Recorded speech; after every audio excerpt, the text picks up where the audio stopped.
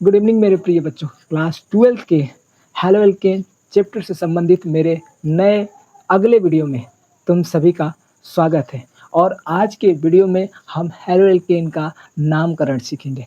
Halo alkane का किस प्रकार से नाम लिखा जाता है और कौन कौन सी पद्धति है और दोनों पद्धतियाँ क्यों इम्पोर्टेंट है। तो दो पद्धति है और दोनों पद्धति इम्पॉर्टेंट है।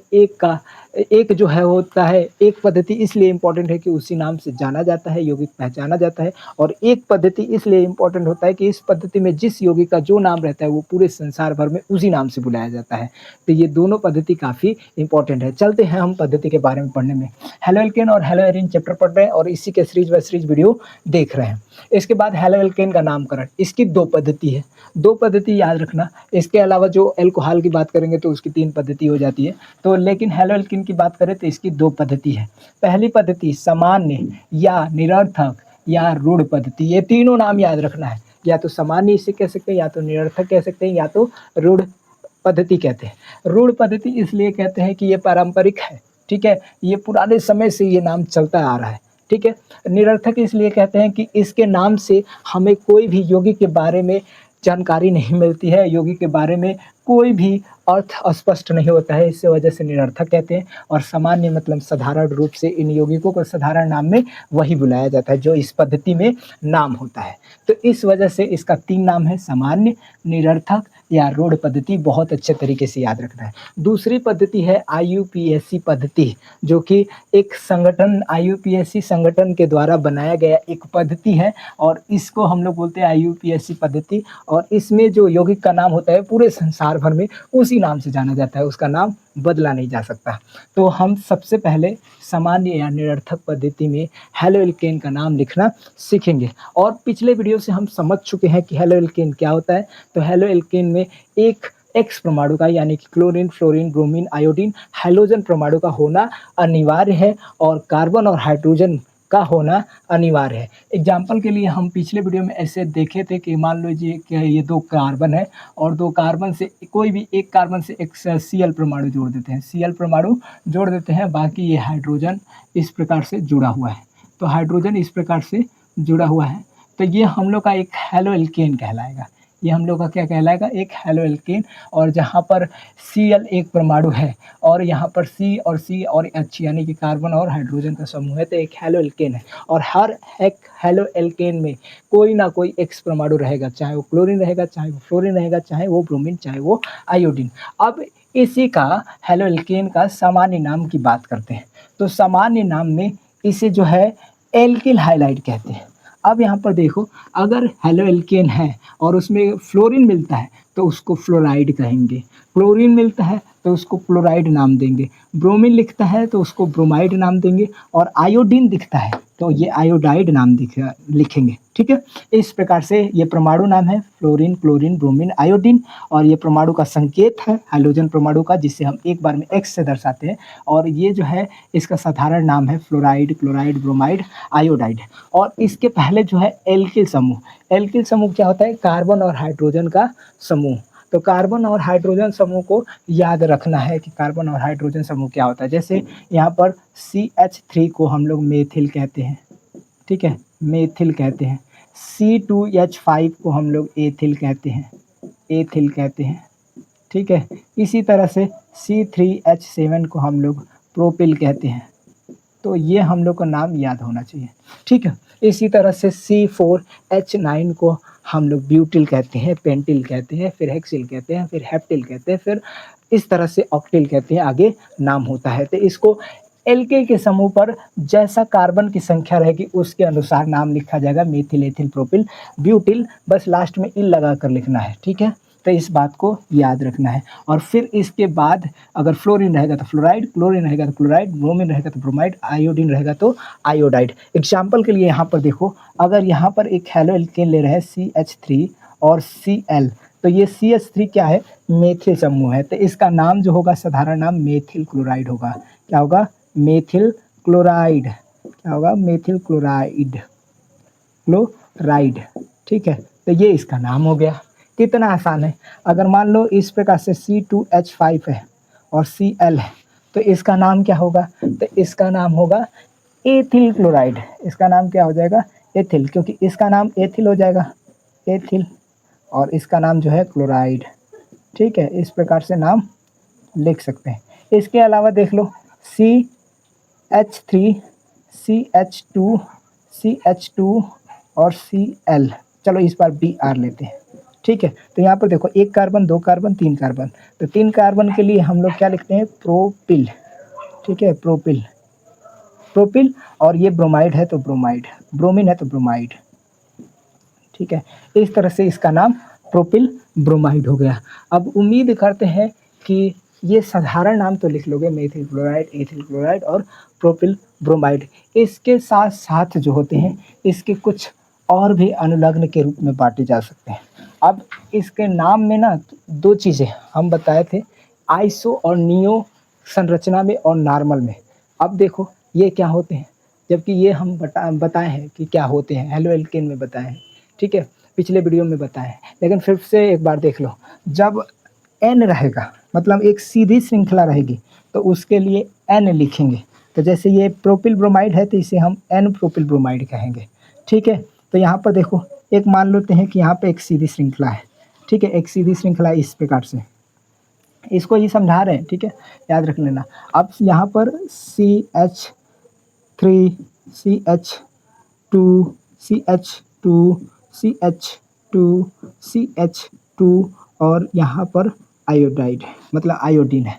तो ये देखो एक सीधी श्रृंखला है, सीधी श्रृंखला है। तो जब सीधी श्रृंखला रहेगी तो इसको हम लोग एन से, एन का मतलब होता है नॉर्मल, नॉर्मल श्रृंखला है। और 1 2 3 4 5 टोटल कार्बन 5 है, तो इसे हम लोग पेंटिल कहते हैं। क्या कहते हैं, पेंटिल। और पेंटिल, और यहाँ पर आयोडीन है तो आयोडीन के लिए आयोडाइड, तो यहाँ पर आयोडाइड, इस बात को याद रख लेना है। ठीक है, इन सबको लिखते जाना है, पेंटिल, आयोडाइड। अब देखो एक और चीज़, अगर श्रृंखला के अंतिम वाले कार्बन से एक पिछले वाले कार्बन पर एक मेथिल समूह जुड़ा है, जैसे यहाँ पर देख लो, तो उसके लिए हम आइसो का प्रयोग करेंगे।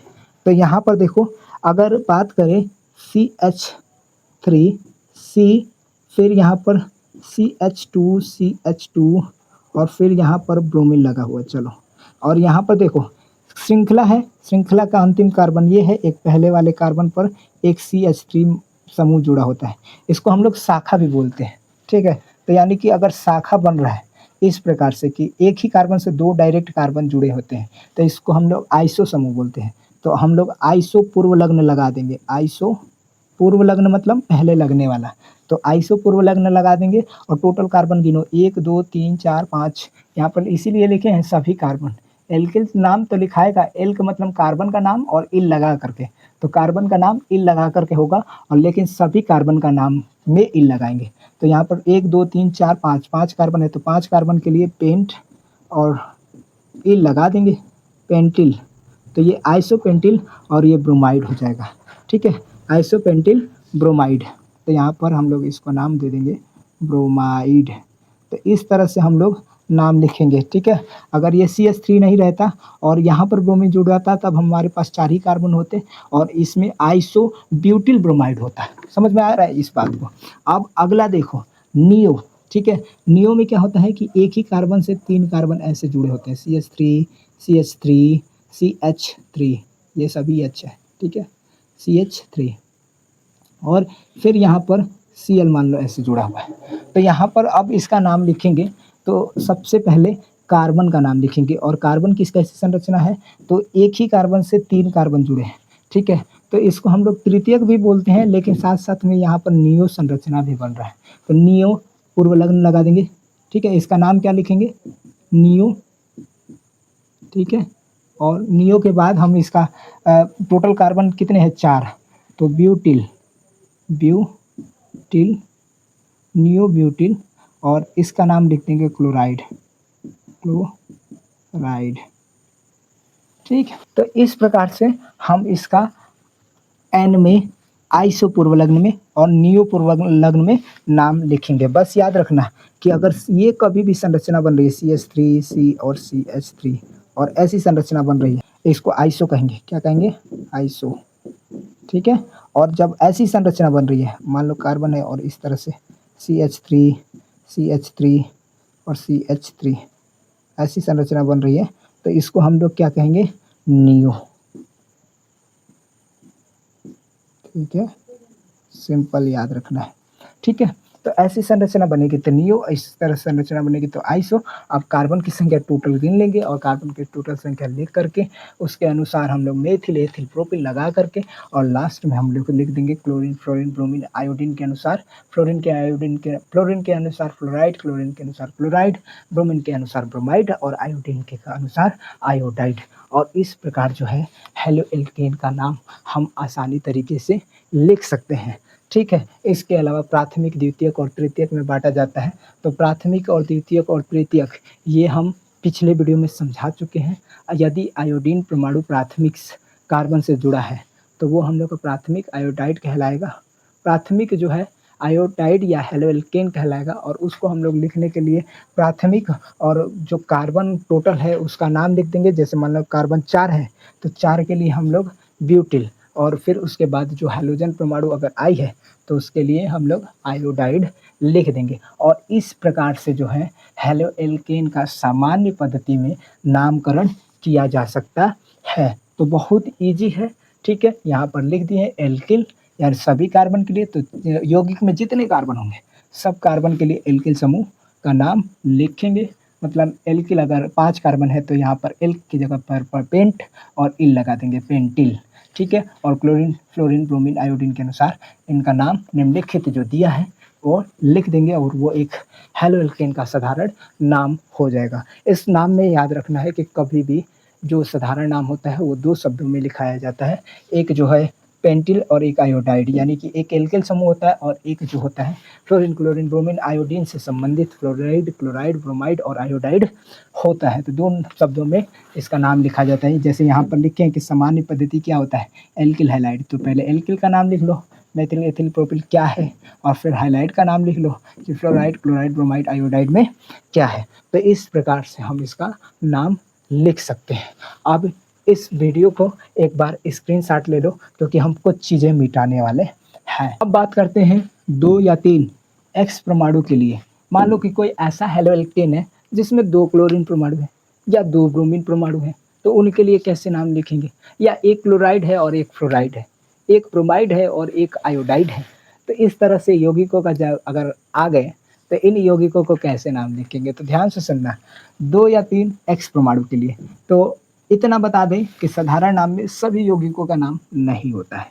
बहुत ही प्रसिद्ध यौगिक जो होते हैं उनका नाम होता है। तो यहाँ पर देख लो 2 या 3 एक्स परमाणु के लिए, तो 2 या 3 एक्स परमाणु, मान लो कोई एक उदाहरण लेते हैं जैसे 2 परमाणु हैं, 2 परमाणु है तो कैसे लिखेंगे।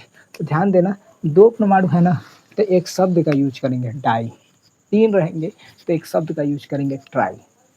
अब यहाँ पर कुछ परमाणु है, ये 2 है।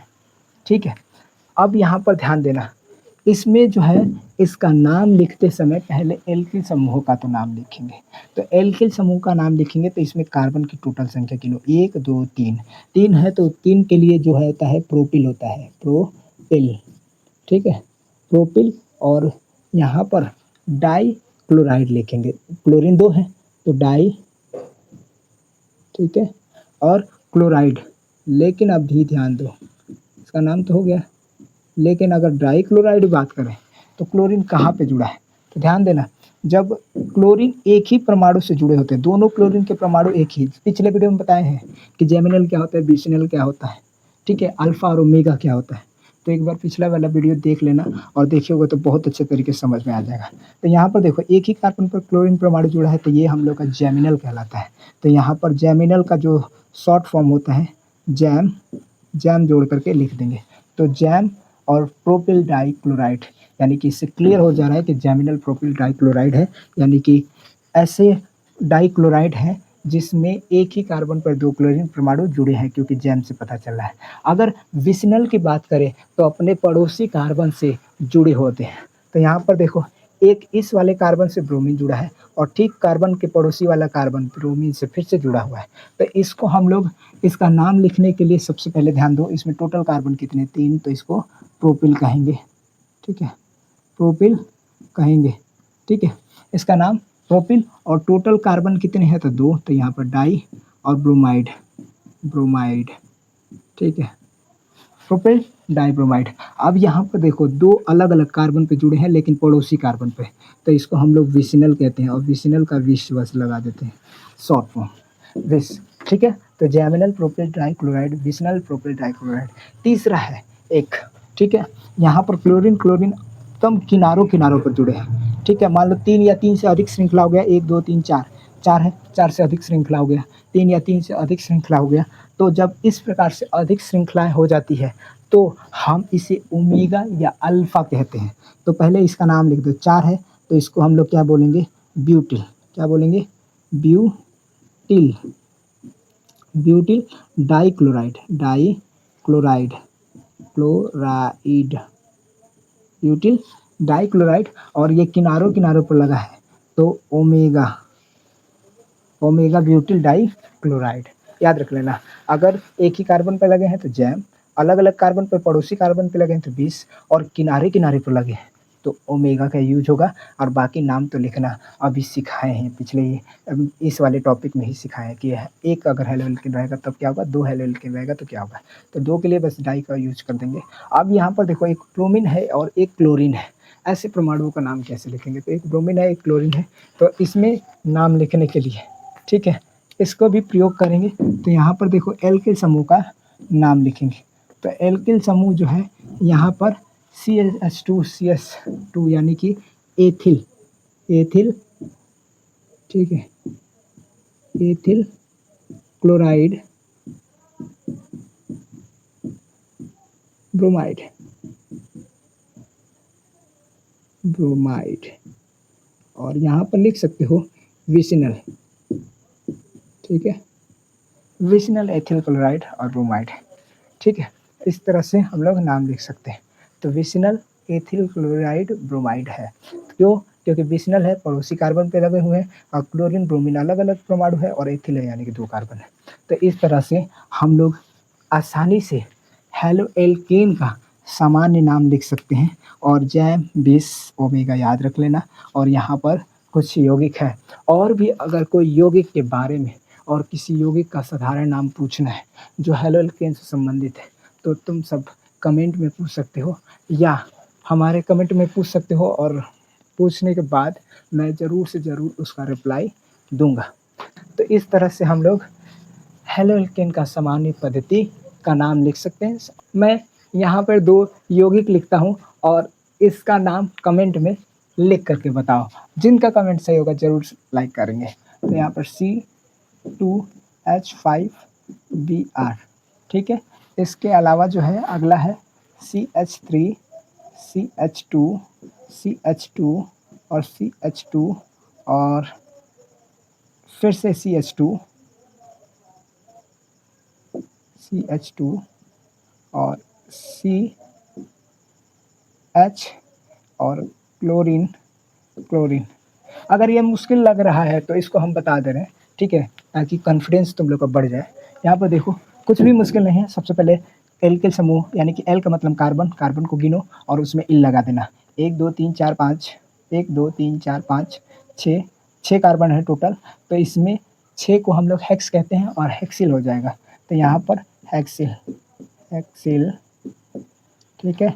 डाइक्लोराइड है तो डाइक्लोराइड, क्लोराइड। और क्लोरीन एक ही परमाणु पे जुड़ा है तो यहाँ पर जैम, ठीक है।